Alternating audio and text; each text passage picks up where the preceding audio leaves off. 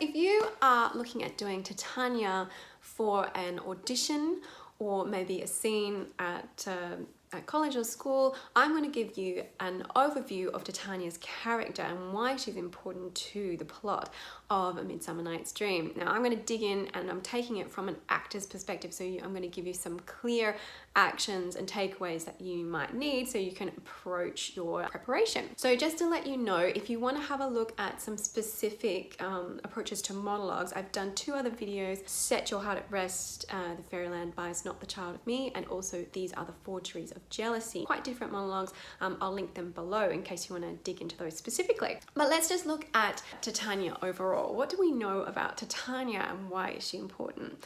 She is soft but strong. She is a strong lady, very powerful. She's a very powerful queen of the fairies.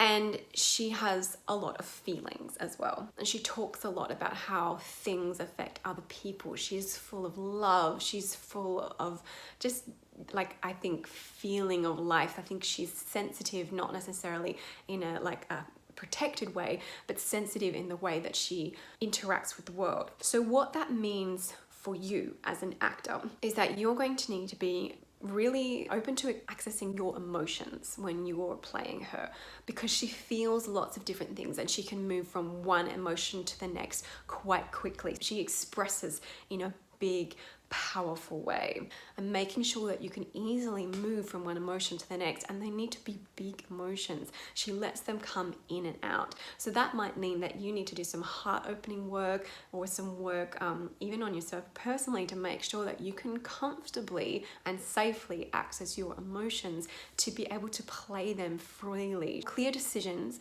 about how she feels at any given time and why. She is connected to the forces of nature. She's going to be connected to the ground and the air and everything. In your performance and in your rehearsals, make sure that you are feeling strong and connected to your body. Connection to breath will help you. She is at the heart of the story, and not just because she's a big character and a lot happens to her, but actually because she reflects a lot of what's going on in the world of A Midsummer Night's Dream. So to start with, we get it really clearly set up that we're in Athens, and in Athens, a woman can be put to death if she doesn't marry the person that her father chooses. So it is a highly patriarchal society. What is happening to Titania is what's happening in the world of A Midsummer Night's Dream, and maybe in our world too. She is being played upon. She's kind of taken advantage of, kind of as a joke, and it can be a really, really rich thing to dig into, especially if you're doing the whole play, as to how Oberon and Titania handle that moment when she realizes that she has basically had sex with a donkey. And Oberon's like, haha, big joke.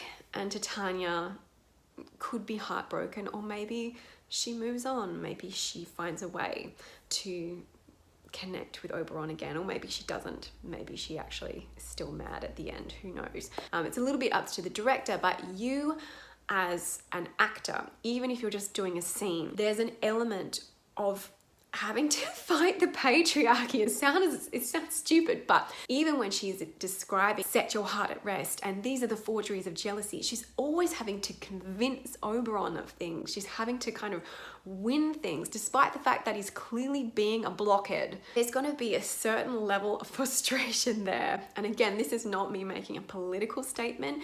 It is actually the themes of what's going on there, and definitely something that we can connect with, having to convince and maybe never quite being at the same level of power as Oberon, which is gotta be tough, right? That's 2 things. So firstly, that she's got a lot of feelings. Secondly, that what's happening to her is what's happening in the play. And thirdly, she is sexy. It's really important, again, and this is kind of just tying back into the strength and the her openness. The fairies, you should know, are pretty sexual. Midsummer Night's Dream is a fairly sexual play, as a lot of Shakespeare's comedies are. It's best not to try and repress that. It doesn't necessarily have to be overt, but you need to feel comfortable with that sexuality. It's about connection to body, connection to self, connection to earth, and understanding the cycles of life. There's a vitality in her sexuality, but if you are someone that does tend to be quite sexualized on stage, whether you mean to be or not, and there's absolutely no judgment about this because some people are naturally really connected to that part of themselves, and that's great. That's something that you can bring out because there's a power in that. And if you're interested in that sort of thing, there's a lot of stuff that can be found to help you bring that side of yourself out. If you're someone that's not like that and you're playing Titania, you might want to do, especially doing things like embodiment and that kind of thing. There is someone called Alexandra Roxo. She does feminine fire embodiment. That sort of stuff is fabulous. I'll link that below as well. There are some practical things about how you might want to tackle Titania. Firstly, connection to body. Secondly, accessing emotions safely. And thirdly, thinking about how you connect to the struggle of being a woman in a patriarchal society.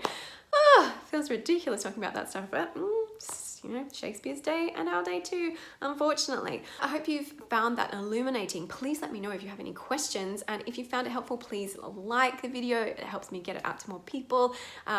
Drop me comments about which characters you want me to look at or monologues that you want me to look at, and subscribe if you love Shakespeare.